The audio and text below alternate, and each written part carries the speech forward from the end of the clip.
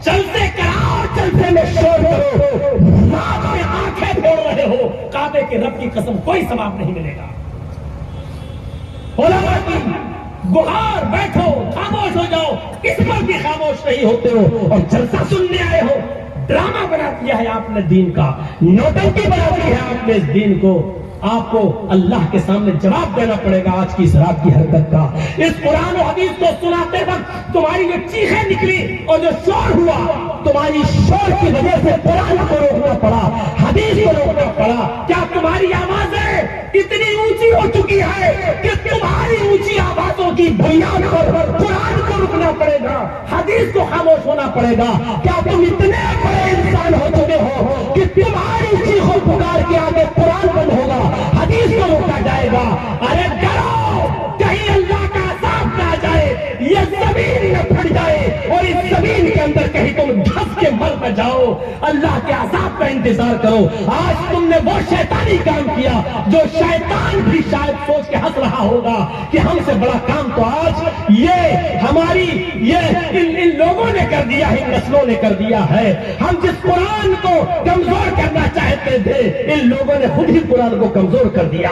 आज शैतान भी हंस रहा होगा तुम्हारी इस हरकत पर, इस हरकत पर। तसव्वुर करो मेरे भाइयों, क्या इतनी सी बात तुम समझते हो?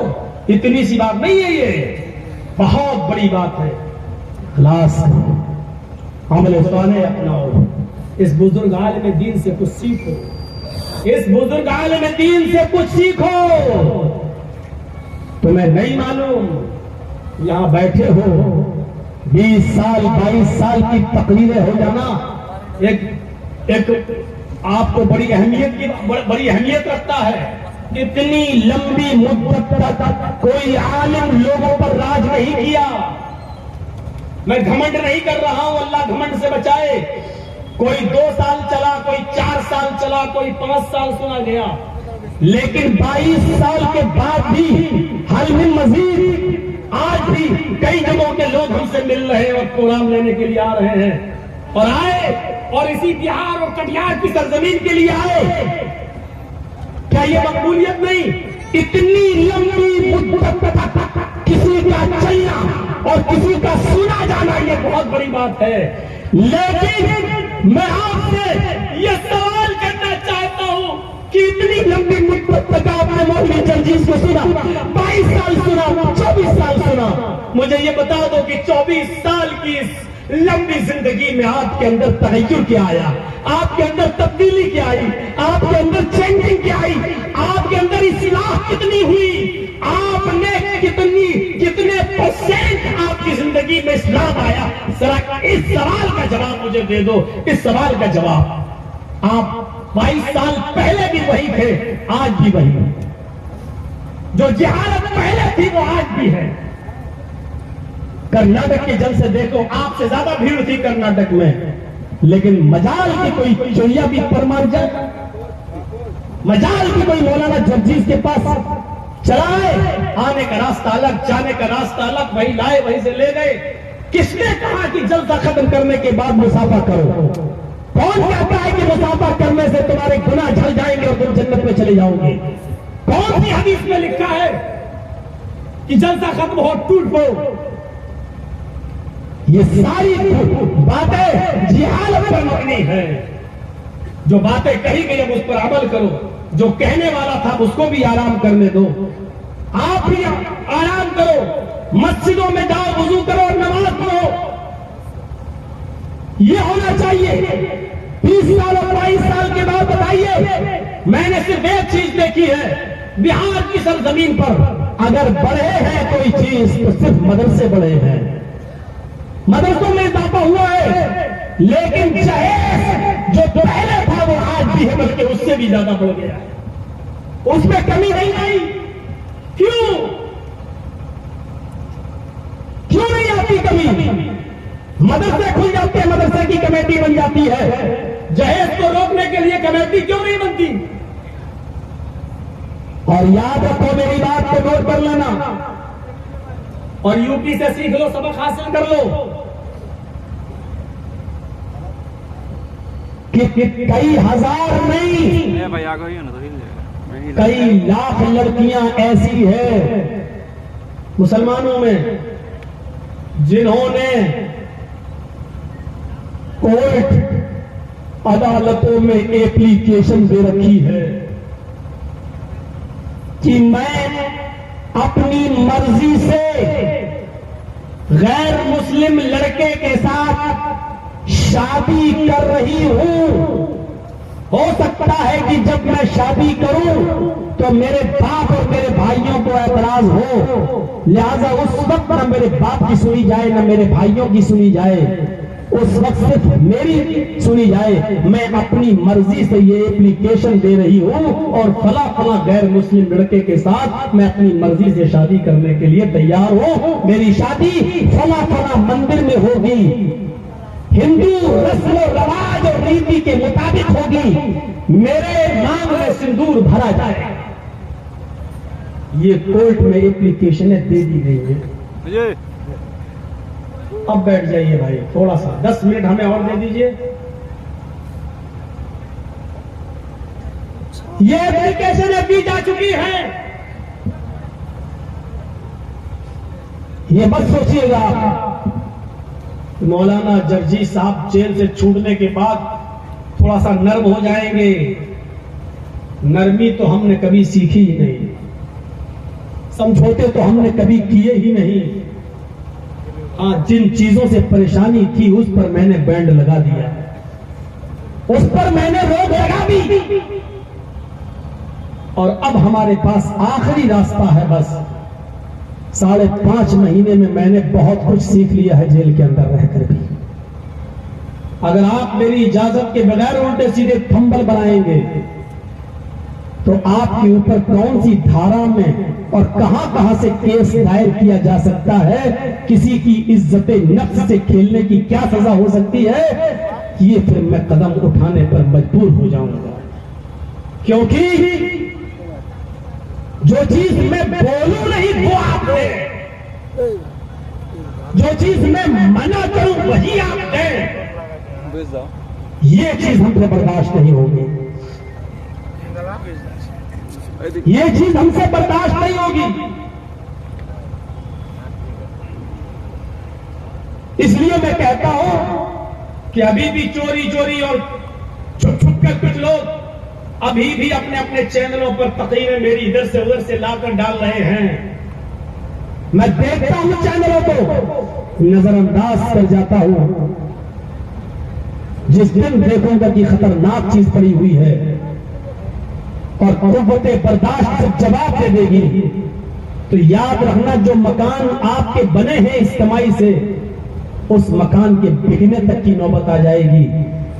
क्राइम ब्रांच कितने सख्त केस में और कितनी सख्त धारा में ये मुकदमा दर्ज करता है, इसका एहसास अभी आपको नहीं मालूम। इज्जत नफ्स से बड़ी कोई चीज नहीं होती। मौलाना ने मोदी को ललकारा, ये हेडिंग देंगे आप।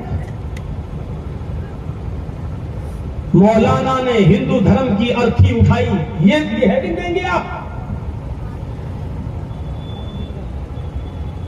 मौलाना को हुआ एक लड़की से प्यार, ये हेडिंग देंगे आप।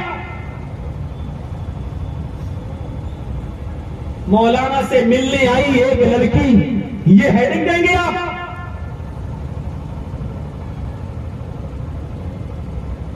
नंगी लड़कियों की तस्वीरें बनाएंगे आप, पैसा कमाने के लिए, और कितना गिरेंगे आप।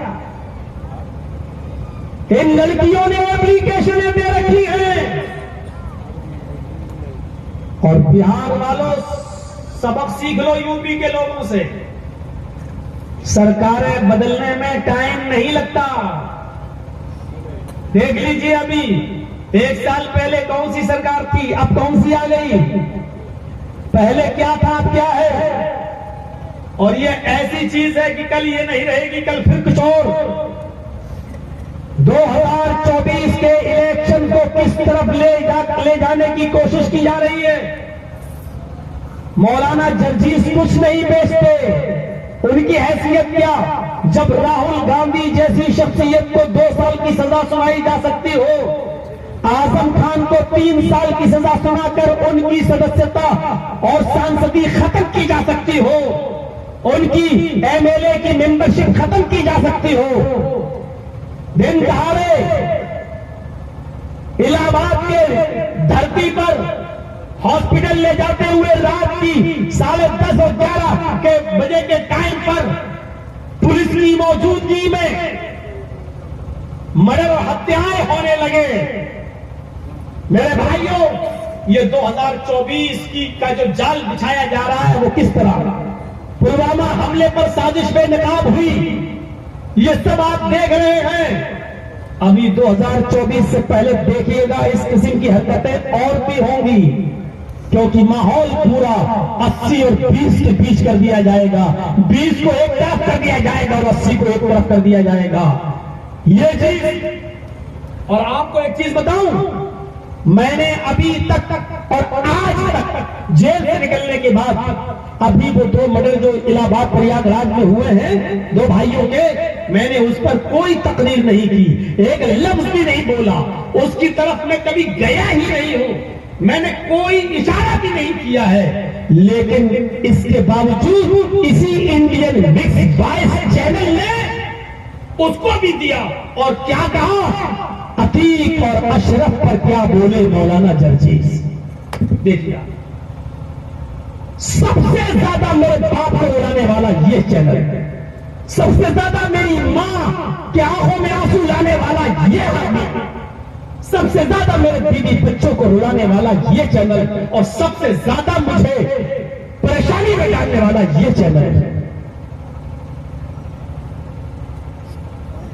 आप समझते हैं कि मैं 2-4 लाख रुपए में बिल करा के यहां आ गया हूं? आप नहीं जानते कि मेरा 5.5 महीने में और नीचे से ऊपर तक कितना खर्च हुआ है आप सुन नहीं पाएंगे। आपके पैरों के नीचे से जमीन सरक जाएगी। कोई काम नहीं आता है। अगर आप ये सोचे कि फला आदमी कोई काम नहीं आता है, उस वक्त लोग ये कहते समझाता था ना बोले ऐसा, क्यों बोलता था? आज मर रहा मरो, तो मैं समझाता था ऐसा? तुमने तो 1-2 लाख रुपया कमा लिया मौलाना जर्जीस की तकरीर से, लेकिन मौलाना जर्जीस को आपने कहां पहुंचा दिया है कि आप नहीं समझ पाए। ऐसा नहीं हो सकता आपको। अगर शर्म है इंडियन मिक्स वॉइस चैनल के मालिक तुझे, तो चुल्लू भर पानी में डूब के मर जाओ। किसी नौजत तक और किसी स्टेज तक तूने मुझे पहुंचाया है, लेकिन इसके बावजूद तुझे शर्म नहीं आई। और अभी हफ्ते पहले फिर तूने दिया। मौलाना क्या बोले अशीफ और अतीक और अशरफ के मर्डर पर मौलाना जर्जीस, जब मैंने आवाज ही नहीं खोली है, एक लफ्ज तकरीर भी नहीं की है, और तूने फिर वही हरकत शुरू कर दी है। तू समझ नहीं रहा है, तेरे ऊपर एक केस कर दो तो तू कहां चला जाएगा? तू अपने, तेरा बाप रोता हुआ मेरे पास आएगा, तेरी मां मेरे खतबों पे गिड़गिड़ाएगी और रोएगी। मैं नहीं चाहता हूं कि जो दिन मुझे देखना पड़े तेरी बीवी तुझ रोए, तेरे बच्चे रोए, तू रोए और तेरा बाप रोए। मैं नहीं चाहता हूं कि मैं तुझे उस नौयत तक पहुंचाऊं, लेकिन अगर तूने मुझे मजबूर किया तो मैं किसी भी हद तक जा सकता हूं, किसी भी हद तक जा सकता हूं। मैं बरसरेआम इस ऐलान को कर रहा हूं, वहां तक पहुंच जानी चाहिए मेरी बात। मैं किसी भी हद तक जा सकता हूं। तूने जितना कमाया, तेरा घर, मकान, जमीन और जायदाद सब बिक सकता है। जब मौलवी जर्जीस का तू बिकवा सकता है, तो मौलवी जर्जीस भी किसी हद तक जा सकता है। मेरे भाइयों, जहेज की लागत को मुआशरे से खत्म करवा दीजिए, और अगर आप नहीं करवाएंगे तो तैयार रहिए, आपकी बेटियां गैर मुस्लिमों के साथ निकाह करेंगी, क्योंकि वहां मंसूबे हो चुके हैं। इनसे प्यार करो, इनको लाओ, बगैर दहेज के शादी करो, मंदिर में फेरे लगवाओ, सिंदूर लगवाओ, और 2-4 बच्चे इनसे पैदा करके बच्चों को अपने पास रख लो और उनको घर से धक्के देके भगा दो। आप क्या समझते हैं कि आपकी बेटी उनकी घर की बहू बन जाएगी तो वो अपना लेंगे? आप ये समझते हैं? गलत सोचते हैं। जो कौम आज तक हरिजनों को नहीं अपना सकी, जो कौम शूद्र को आज तक नहीं अपना सकी, जिसके धर्म में आज तक शूद्र मंदिर में जाकर पूजा नहीं कर सकता, हरिजन उनके मंदिर में घुस नहीं सकता, वो हरिजन की थाली में खाना नहीं खा सकते, वो शूद्र के साथ बैठकर उनके घर में एक चटाई पर बैठ नहीं सकते। आप क्या समझते हैं कि वो आपकी बेटी को अपने घर की बहू बना लेंगे और वो आपकी बेटी के मरने के बाद उसके शमशान घाट में आपकी बेटी का क्रियाक्रम होगा? गलत समझ रहे हैं आप, गलत सोच रहे हैं आप। आपकी बच्ची को 2-4 बच्चों की अम्मा बनाकर बच्चों को रोककर आपकी बेटी को घर से बाहर निकाल दिया जाएगा। अब जब आपकी बेटी एक गैर मुस्लिम लड़के से जब भागकर शादी करेगी तो बाप उसको घर से निकालेगा। कौम की नजरों से बचने के लिए, कौम में अपनी इज्जत बचाने के लिए कहेगा कि मेरी बेटी मेरे लिए मर चुकी है, और उधर 2-4 बच्चे पैदा करने के बाद उधर से आपकी बेटी भगाई जाएगी। अब आपकी बेटी के पास 2 रास्ते रहेंगे बस, only 2 option for your daughters. आपकी बेटियों के लिए सिर्फ 2 ऑप्शन है बस, बाकी कोई ऑप्शन नहीं बचेगा। आप अपने घर में रखेंगे नहीं, वो अपने शमशान घाट में जलाएंगे नहीं, आपकी बेटी को निकाल दिया जाएगा। आपकी बेटी के पास 2 ऑप्शन है, या तो मिट्टी का तेल डालकर अपने आप को आग लगा के मार डाले, खुदकुशी कर ले, या किसी तबाह के चकले पर जाकर अपने आप को बेच दे और लोगों के जिस्म की आग को बुझाकर धंधे पर बैठ जाए और कमाने वाली बन जाए। मैं आपको इस खबर से बाखबर कर रहा हूं, मैं आपको आने वाली इस चेतावनी से बाखबर कर रहा हूं, मैं आपको आने वाली इस चिता से बाखबर कर रहा हूं। हमारी बेटियां जितनी तेजी के साथ गैर मुस्लिमों के साथ भागने पर राजी हैं और जाने को तैयार है, वो आप नहीं समझ रहे हैं, और उन्होंने जो मंसूबे बना रखे वो आप नहीं समझ रहे हैं। बेहतर है समाज के लोग उठें और अपनी बच्चियों की शादियां जल्दी करें, और समाज में ऐसे लोग तैयार हों जो बगैर जहेज के शादियां अपने बेटों की करें। आओ हमारी बेटियां कहीं गैर मुस्लिमों के साथ न भाग जाएं, जहेज न होने की वजह से कहीं गैर मुस्लिमों के साथ निकाह न कर लें। ये चीज आप अपने अंदर लाइए। समाज के लोगों, आए समाज के चौधरियों, आए समाज के ठेकेदारों, आए समाज के प्रधानों, आए समाज के कारसेवकों, अगर तुम्हें इन बच्चियों की इज्जत और नामूस की फिक्र है तो इनकी शादी का इंतजाम करो, इनका जल्द से जल्द निकाह करवाओ और इनका घर बसवाओ, वरना मेरी दूरस्थ निगाहें देख रही हैं हमारी लड़कियां गैर मुस्लिमों के घरों की बहुएं बनाई जाने वाली हैं। 2-4 बच्चों के पैदा होने के बाद उनको घरों से निकाला जाएगा, उनको निकाला जाएगा। जो कौम आज तक अपने शूद्रों को इंसाफ नहीं दे सकी, अपने हरिजनों को इंसाफ नहीं दे सकी, वो आपकी बेटियों को अपनाएगी। ये तसव्वुर भी मत करना, ये गलतफहमी भी अपने दिमागों में मत पालना। अब वही चैनल वाले यहाँ होते और ये तकरीर होती हमारी, तो बताओ क्या होता, इस पर क्या थंबल बनाते और यूट्यूब पर क्या डालते, और पता चला कि जर्जी साहब जैसी यूपी पहुंचते, उसके बाद घर से पुलिस उठा के ले जाती और फिर भड़काऊ बयान में उनको अंदर कर देती। इनकी तो रोजी रोटी चल रही है। आप बदरुज्जमा साहब को देख लो, बेचारों मौलाना बदरुज्जमा साहब को डांट लगाना पड़ी चैनल वालों की। मौलाना अब्दुल गफ्फार साहब को देख लो, उनको कहना पड़ा, उनके साथ बदसलूकी हो रही है। जो उठे हैं बेचारे छोटे छोटे लोग जो अभी बड़ा बनना चाहते हैं, उनकी तकरीरें डालो, उनको मशहूर करो। हमें शोहरत की जरूरत नहीं, अल्लाह ने बहुत दे दी है, बहुत दे दी है। हमें तो अल्लाह ने इतनी इज्जत दी कि जब हम सऊदीया में हज करने के लिए गए, मौलाना हारून साहब और मौलाना असगर साहब हमारे साथ थे। पूछिएगा, मौलाना हारून साहब गवाह हैं। जब मैं खाने काबा में नमाज पढ़ रहा था तो एक आदमी मेरे बाएं तरफ नमाज पढ़ रहा था, पाकिस्तानी था। जब मैंने सलाम फेरा, इमाम हरम ने सलाम फेरा, सलाम वालेकुम व रहमतुल्लाह, तो जब मैंने सलाम फेरा दाएं तरफ, और जब इमाम साहब ने बाएं तरफ सलाम फेरा, तो मैंने जब बाएं तरफ फेरा, लेकिन वो पाकिस्तानी आदमी बाएं तरफ सलामी नहीं फेर रहा, मुझे देखता चला जा रहा। तो मौलाना हारून साहब ने उसका चेहरा घुमा के कहा कि भाई इधर भी पहले सलाम फेर लो, ये वही है जो तुम समझ रहे हो। मौलाना जल्दी साहब ने उसने लगाया, गले से और सीने से लगाया, और फिर हम लोगों को होटल ले गया और खाना आना खिलाया पाकिस्तानी होटल में। मैं आपकी शोहरत का मोहताज नहीं हूं, अल्लाह ने मुझे दी है, इज्जत दी है। और फेसबुक पर कुछ भी लिख डालो, कुछ नहीं कर पाओगे। तो ये आंधी है, ये सैलाब है इज्जत और सरबुलंदी का जो अल्लाह की तरफ से मुझे मिला है। उड़ जाओगे अगर तुम मुझे जलील करने की कोशिश करोगे, मिट जाओगे तो खुद अगर तुम मुझे मिटाने की कोशिश करोगे। क्योंकि अल्लाह की तरफ से जब किसी को इज्जत और बुलंदी दी जा रही हो, उसको कोई मिटाना चाहेगा तो उस तूफान में, उस सैलाब में खुद बह जाएगा, उस सैलाब में वो खुद तबाह बर्बाद हो जाएगा, वो खुद मिट जाएगा, लेकिन मिटा नहीं सकता किसी को। मैं उस वक्त तक बाइज्जत रहूंगा। जेल में जाने के बाद फिर किसकी इज्जत रहती है? लेकिन जेल में जाने के बाद भी जिसको इज्जत हो, और जेलर उठ के आता हो जिसके लिए नमाज पढ़ाने के लिए अगर दिया जाता है इतने लोगों में, तो मुझे दिया जाता है कि लो आज के बाद तुम नमाज पढ़ाओगे। मेरे भाइयों, जो काम मैं यहां करता था वही काम मुझे ये अलग बात है कि यहां हजारों में करता हूं, वहां 2, 4, 5, 6 लोग नहीं, 200, 400, 500 लोगों में करना पड़ता है, लेकिन काम वही होता है मेरा। मेरे भाइयों, अगर किसी के बीवी और बच्चे ना हो, तो मैं तो कह रहा हूं, अगर किसी के बीवी बच्चे माँ बाप ना हो, तो जेल से ज्यादा सुकून कहीं नहीं है। जेल में अगर कोई टेंशन किसी को होती है तो सिर्फ माँ बाप की और बीवी बच्चों की।